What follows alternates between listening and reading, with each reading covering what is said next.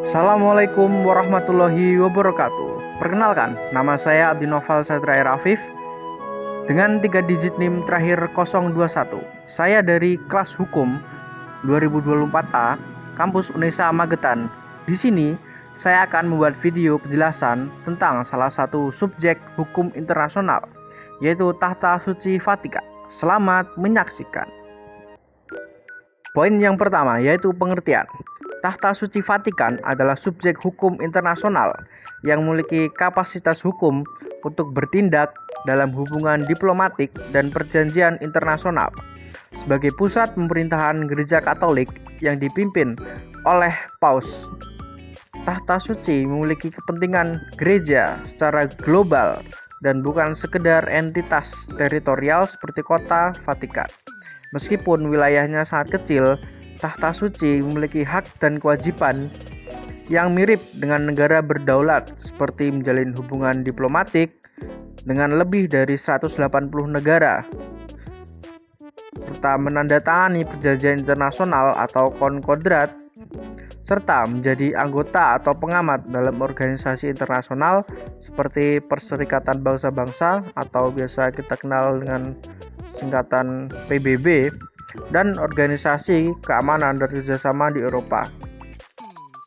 Selanjutnya, dari artikel yang saya baca, dari artikelnya Sang Made Merta Widyana, mengatakan bahwa Tahta Suci Vatikan merupakan sebuah peninggalan sejarah yang sejajar dengan negara.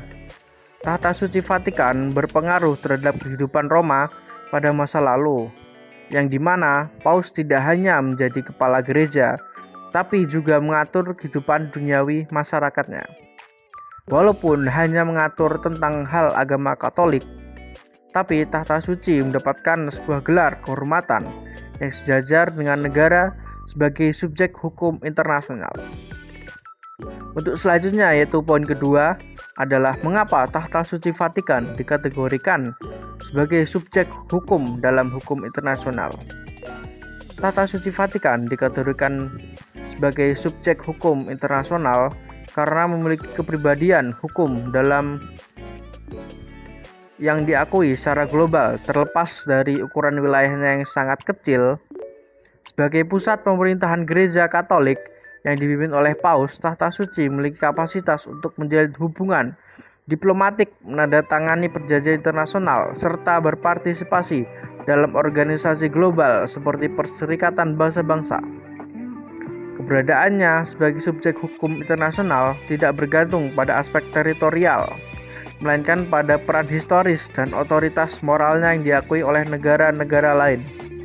Oleh karena itu, Tahta Suci memiliki hak dan kewajiban dalam hukum internasional yang memungkinkan keterlibatannya dalam berbagai isu global termasuk perdamaian, kemanusiaan, dan keadilan sosial. Selanjutnya adalah Tahta Suci Vatikan terletak di kota Vatikan, diakui sebagai subjek hukum internasional tidak terlepas dari faktor historis. Semenjak penaklukannya oleh tentara Italia, kedaulatan Tahta Suci sebagai negara berakhir.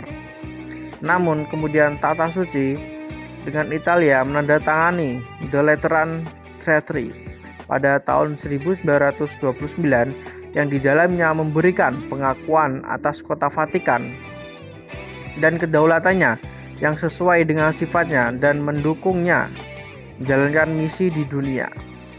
Kewenangan Tahta Suci sebagai subjek hukum internasional hanya terbatas dalam masalah kemanusiaan dan perdamaian, sehingga tampak sebagai kekuatan moral belaka.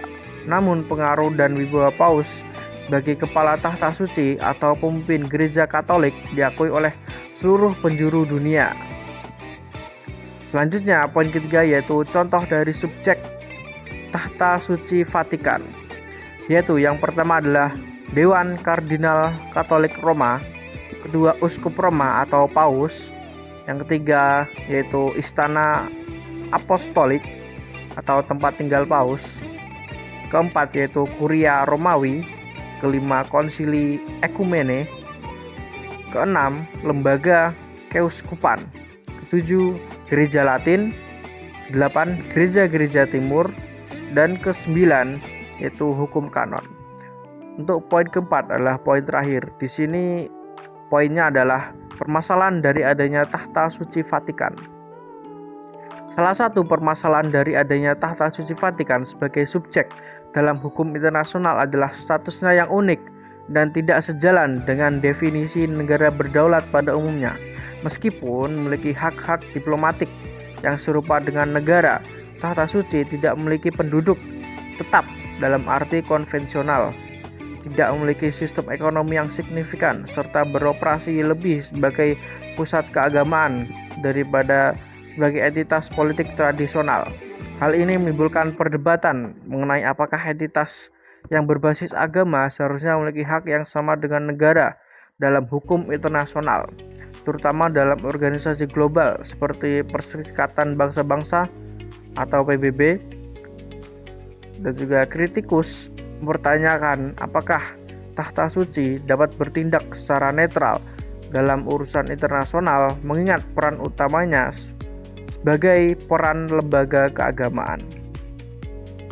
Mungkin sekian penjelasan video tentang apa itu tahta suci Vatikan. Jika ada salah kata, mohon maaf. Terima kasih. Wassalamualaikum warahmatullahi wabarakatuh.